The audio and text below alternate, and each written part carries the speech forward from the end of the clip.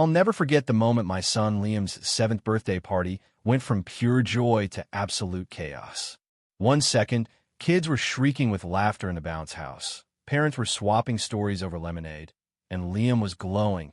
His little face lit up with the kind of happiness only a kid can have on their special day. The next, a sharp, piercing voice sliced through the air like a whip. "This gathering is unauthorized." I turned to see Margaret Thompson, the HOA president, storming across my lawn in a pristine blazer, clutching a clipboard like it was a weapon. Her face was a mask of smug fury, her eyes gleaming with the kind of self-righteous indignation that makes your stomach churn. The kids froze mid-game. Parents exchanged uneasy glances. Liam, still wearing his lopsided birthday hat, stood there, his smile fading as tears welled up in his eyes. "I'm shutting this down right now," Margaret declared, her voice dripping with authority. "You're in violation of at least 7 HOA regulations. And next time, maybe you'll think twice about forgetting to invite the HOA president." She spun on her heel and marched off, Leah VYing a stunned silence in her wake. Parents started gathering their kids, mumbling awkward apologies as they fled. My son's perfect day was in ruins, the decorations I'd spent hours putting up now just mocking reminders of what could have been. I had no idea then, but this was only the start of my nightmare with Margaret Thompson, the neighborhood's self-proclaimed queen. Just a week earlier, everything had felt so hopeful. After months of searching, I found the perfect home for Liam and me in Willow Creek, a cozy 3-bedroom in a neighborhood with good schools and what seemed like friendly folks. As a single dad trying to rebuild after a rough couple of years, I was determined to make this move a fresh start. "This is it, buddy," I told Liam as we unpacked boxes in our new Lee-vying room. "We're going to make friends, have fun, and build a real home here."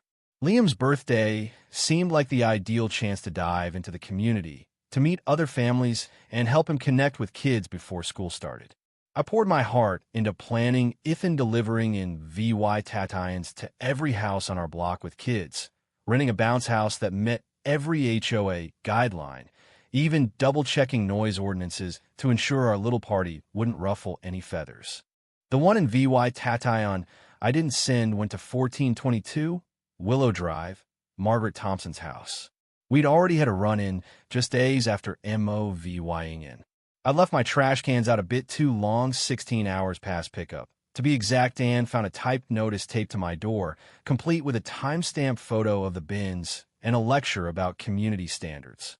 When I called to explain we were still settling in, Margaret snapped that rules don't bend for newbies and called it a formal warning.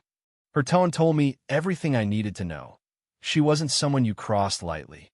So, I left her off the guest list, figuring a kid's party wasn't her scene. The morning of Liam's party was perfect, sunny but not sweltering, with just enough clouds to keep the bounce house cool. I set up tables in the backyard, strung streamers across the pergola, and placed the barbecue exactly where the HOA packet said it should go. By noon, kids were piling in with gifts, parents brought potluck dishes, and the air buzzed with chatter and laughter. For the first time since we'd moved, I felt like we belonged. Liam was in his element, racing around with a pack of new friends, his grin so wide it hurt to look at. 2 hours in, everything was golden. Parents were swapping numbers, kids were inventing games, and I was starting to believe we'd found our place. Then the backyard gate swung open, and Margaret Thompson strode in like she owned my house. The mood shifted instantly. Conversations died. Kids sensed the tension and went quiet. Margaret made a show of inspecting everything, scribbling on her clipboard, snapping photos with her phone. "Excuse me," I said, forcing a smile as I approached. "Can I help you?"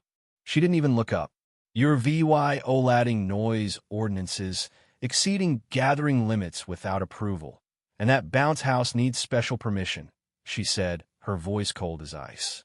Section 8, Paragraph 4 of the HOA bylaws requires board notification for any gathering over 12 people, 5 business days in advance. I kept my cool, aware of the eyes on us. I read the bylaws. There's no such rule for private family events. And the bounce house meets every requirement. I checked with the rental company.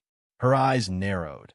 and for a moment, I saw a flicker of something personal in her glare. "Well," she said, her voice low and venomous, "I didn't get an NVY Tation, and there was a real reason." I took a breath, choosing honesty. "Margaret, this is a kids' party. We in VY Ted families with children Liam's age." Her face tightened, and a thin, dangerous smile spread across her lips. "We'll see about that," she said, tapping something into her phone before storming out. I tried to rally everyone, insisting it was fine, but the VYB was ruined. A parent leaned in and whispered, "You don't mess with Margaret. She's got friends on the city council."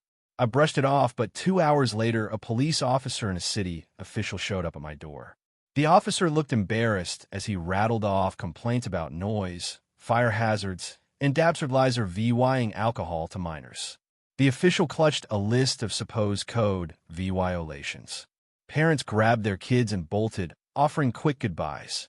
Liam stood there, clutching his unopened presents, tears streaming down his face as his party crumbled. Across the street, Margaret watched from her porch, arms crossed, a smug smile on her face. When our eyes met, she raised her teacup in a mocking toast. That's when I knew this wasn't just about rules or a mist in VYT. This was war. The next few days were brutal. An HOA violation notice arrived, threatening Dula 800 fines. Parents texted apologies, but said they couldn't risk Margaret's wrath. Liam asked if we could move again, his voice so small it broke my heart. Instead of GIVYing up, I got to work. I pored over the HOA bylaws and found that most of Margaret's rules weren't even real. I started a private online group for neighbors, and the stories poured in Margaret's selective enforcement, her vendettas, even fake violation records. The HOA board hadn't met in over 18 months. Margaret was running the show solo. My background in corporate compliance kicked in. I documented every detail, built a timeline of her overreach, and gathered statements from neighbors brave enough to speak out. Many hesitated until I pointed out a clause protecting them from retaliation. One older couple confessed Margaret had threatened to report their wheelchair ramp if they attended board meetings. I hired Lauren Nguyen, an attorney who specialized in HOA disputes. "This is one of the worst cases I've seen," she said, flipping through my EVY Denke. "She's been abusing her power for years." As the legal process began, Margaret's VY grew erratic. She slapped violation notices on houses' daily grass too long, paint too off-white. Then she made her fatal mistake. My neighbor, Sam Lee, had installed a doorbell camera after a dispute with Margaret over his cherry blossom tree. The footage caught her at 3 a.m., sneaking around, planting fake violation notices on doors. Sam shared the VY Deo, and I sent it straight to Laura and the county. 3 days later, as I helped Liam with his math homework, we saw Margaret being led out of her house in handcuffs. The charges? Harassment, falsifying documents, filing false reports, and trespassing. Neighbors stepped outside, watching in stunned silence as the woman who'd terrorized us for years was loaded into a police car. Margaret's eyes locked on mine, her glare pure venom, but I just stood there, feeling a weight lift off my shoulders. The emergency HOA meeting was packed. Margaret's cronies on the board resigned in shame. She was banned from any community role for a decade and ordered to pay Dula $15,000 in legal fees and restitution. When the judge read the penalty, Margaret's composure shattered, her face crumpling as the reality hit. Willow Creek felt like a new place after that. Neighbors started talking again, planning block parties, rebuilding what Margaret had torn apart. Liam's smile came back, and for the first time, I knew we were home. But here's where I want to hear from you. Was I wrong to leave Margaret off the guest list, knowing she'd take it personally? Should I have tried to reason with her before it escalated? And what would you do if someone like Margaret tried to control your neighborhood? Drop your thoughts in the comments. Hit that like button if this story got your blood boiling, and subscribe for more real-life drama. Let's keep this conversation going.